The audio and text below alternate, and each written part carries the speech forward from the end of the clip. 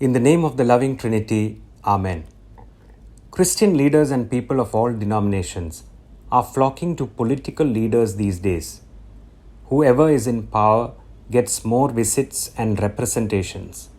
Common causes may even unite the denominations in this. Political parties and politicians who are far from the teachings of Jesus and the cross are visited more because of the balance of power. Christians need to be political in the sense of being concerned for the welfare and good of their land. So being part of the political process is important. But what about leaving Christ on the cross and compromising on Christian values and going behind political leaders for petty needs? By doing this, we have declared where our allegiance is.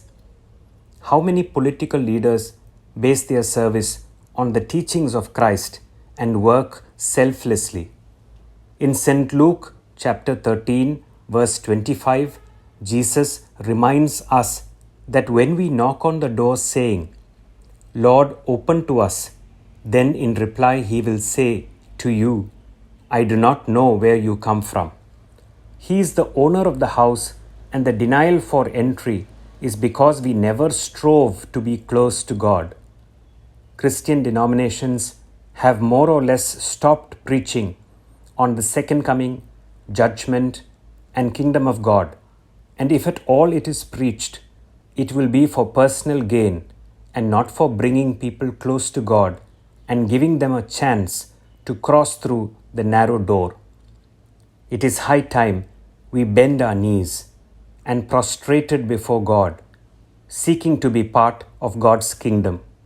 Our delegations and united fronts should assemble in churches to pray and declare allegiance and faithfulness to God.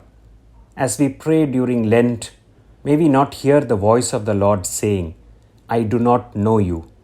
May our prayers, closeness, and faithfulness to God give us entry into that door, which though narrow, will accommodate Christ's faithful community. Amen.